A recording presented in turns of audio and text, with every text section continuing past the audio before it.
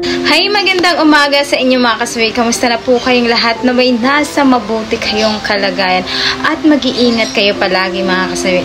At thank you so much pa nga po pala kay Lovely Oy sa pagbigay sa akin ng star. Mag-iingat po kayo palagi kung saan man kayo naroroon at ingatan nyo po ang inyong sarili and more blessing to come po dahil sa inyong kabutihan at kabaitan po na pagbigay sa akin ng star po palagi.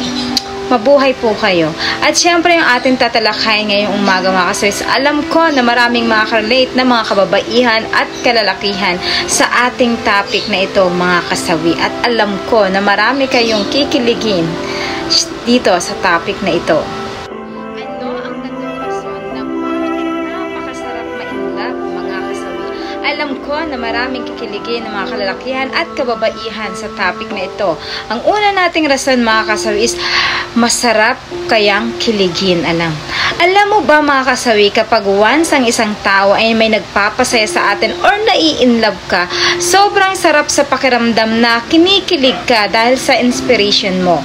Alam mo ba yung tipo na kapag once na yung crush mo pa lang yung isang tao, tapos once na ito ay nag-chat na sa'yo at nagparamdam na ito sa'yo, Diyos ko, grabe yung kilig natin sa ating sarili. Yung hindi mo mawari kung tatalon ka ba sa tuwa o kung sisigaw ka ba sa tuwa dahil sa sobrang kakiligan mo.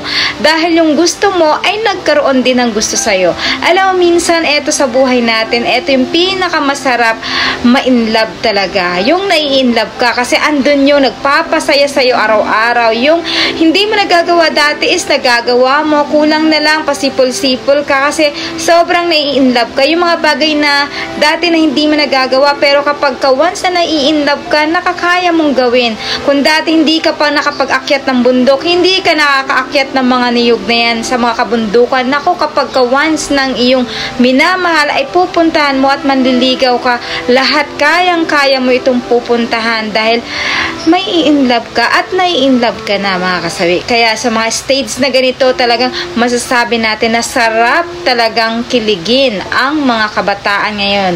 'Di ba? Kahit nga kabataan or kahit matanda, kapag ka once na nai-inlove ay kinikilig talaga ito. So ayan yung ating unang rason mga kasawi. Ang pangalawa nating rason mga kasawi, alam ko na maraming makaka-relate sa topic na ito. Masarap magmahal. Ayan.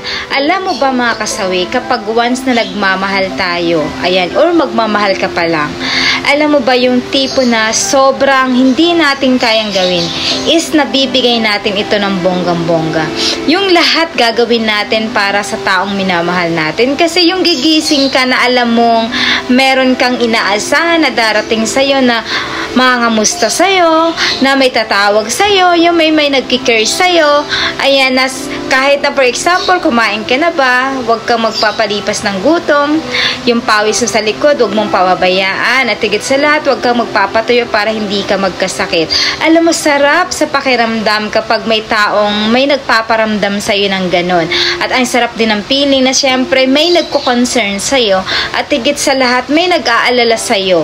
Ultimo kapag once na nasugatan ka, nahulog ka, may nag-aalalay sa'yo. Kapag once na may nasugatan ka, may magagamot sa'yo. Yung bang tipo na ang sarap sa pakiramdam na ganito, na may nagmamahal talaga sa'yo. Ayan, deserve mong mahalin ka. At syempre, deserve mo rin na mahalin mo rin yung iyong partner. Syempre, keep up the chains lang yan mga kasawi. Kumbaga, kapag once na binigay mo ang pagmamahal mo sa iyong partner, ay mahalin ka rin yan ng kagaya ng pagmamahal mo. Kaya alam mo ba, kahit minsan sa isang tao, kahit sobrang nasasaktan tayo kapag once na nagmahal ka ng todo at iwanan ka ng taong mahal natin, pero minsan hindi natin naiiwasan na magmahal tayo muli kasi aminin natin kahit gaano kasakit na masaktan, pero gano'n naman kasarap kapag may tao kang minamahal at may nagmamahal sa'yo kasi may nagpaparamdam sa'yo at pinapahalagahan ka.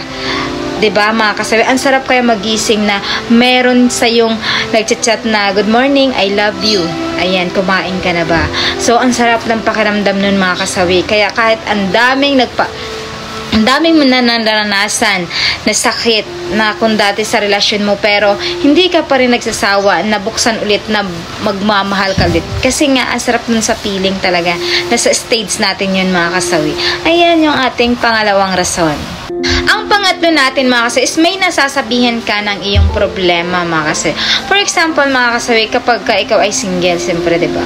Yun yung tinatawag na lahat ng problema mo is pwede mo naman i-share sa iyong magulang, pwede mo rin i-share sa kapatid mo, pero yung alam mo yung emosyon na nararamdaman mo, minsan hindi mo rin pwedeng sabihin lahat sa iyong mahal sa buhay, sa iyong magulang, kasi minsan kapag ano yung nararamdaman natin, alam mo ba, mas masakit yung nararamdaman pa ng magulang natin or kapatid, kaya minsan mas kinikip natin yung mga problema natin na hindi na natin pwede pang ibigay sa kanila, kasi minsan may instinct tayo na nasa isa loob na lang natin yung pinoproblema natin, para at least hindi na sila magkaroon din ng problema tungkol sa'yo. Yung hindi na nila dinaramdam kung ano man yung masamang pakiramdam mo or dinaramdam mo sa sarili mo.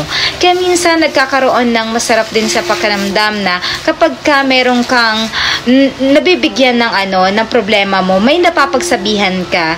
Yung ba, ang sarap sa pakiramdam kasi mas nagiging magaan ang iyong pakiramdam kapag once na sinasabi mo ito sa iyong karelasyon or jowa. Kaya minsan masarap talaga din sabihin na yung meron kang partner, kasi may masasabihan ka sa lahat ng problema mo, yung gagaan yung loob mo, at least andyan siya na mag-a-advise sa'yo, andyan yung meron kang second emotion na hayaan na lang kasi may darating sa tamang panahon, may ganun talaga kasi yung iba't ibang tao ay hindi naman pare-pare yung ugali, yung may mag-a-advise sa'yo sa tamang desisyon mga kasawi.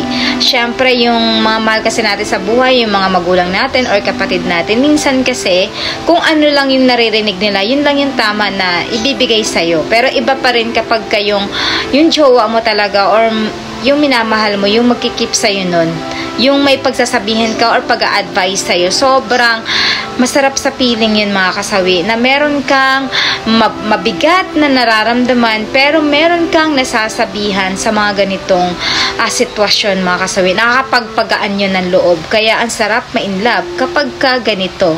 So kahit nga sabi ko nga sa inyo paulit-ulit, ang daming taong nasasaktan pero ang dami pa rin paulit-ulit na nagmamahal, kasi ang sarap naman talaga ma-inlove kapag ka meron kang taong minamahal. So ayan yung ating pangatlong rason mga kasawi. At syempre, ito lang yung aking advice sa topic na ito mga kasawi. Syempre, ang sarap kayang ma-inlove. Unang-una dyan mga kasawi, ang sarap kayang kiligin. Ang sarap pagmahal at iparamdam sa taong mahal mo na mahal mo sila. 'Di ba? Sabi ko nga sa inyo, minsan kahit na sobra tayong nasasaktan pero hindi pa rin nagko-close yung door natin na magmahal muli. Kasi andun yung mamimiss mo yung kinikilig ka. Yung namimiss mo yung may nagpapahalaga sa'yo.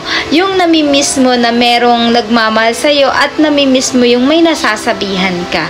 So, andyan kasi nakalakip na yun kapag once na nagmahal ka or masarap talagang magmahal. Kasi nga, andyan yung type na hinahanap din natin. Yung ganong type mga kasawi. Kasi nga, dahil naranasan na natin ito kung paano tayo kiligin sa mga taong mahal natin. So, wala namang problema dun mga kasawi. Kasi kapag once na nasaktan ka, ibig sabihin, nagmamahal ka lang ng todo, nagmamahal ka lang ng tapat, at nagmamahal ka ng totoo. So, kasi normal lahat yun, nakakaranas ng ganito na masasaktan talaga ang isang tao kapag ka totoong nagmamahal ka. So, syempre, meron lang dapat itong level or kailangan, sabi ko nga sa inyo, equal lang yung pagmamahal. May trust, 50%. Ang 50% ay negative kasi hindi masama yun. Para at least hindi ka malagmok kapag once na ikaw ay iniwan ng taong mahal mo. So, yan lang yung paulit-ulit yung sinasabi. At least mababalance nyo yung sarili para makabangon kayo sa pagkalugmok. So, yan lang yung aking advice mga kasawi. Maraming salamat sa patuloy na pagsuporta ninyo sa akin sa walang sawang sa araw-araw sa pag-share, pag-comment at pagre-react. At syempre, pwede na po kayong mag-subscribe, pwede na kayong mag-follow para updated kayo sa topic ko araw-araw mga kasawi. Maraming salamat sa inyong lahat. Bye!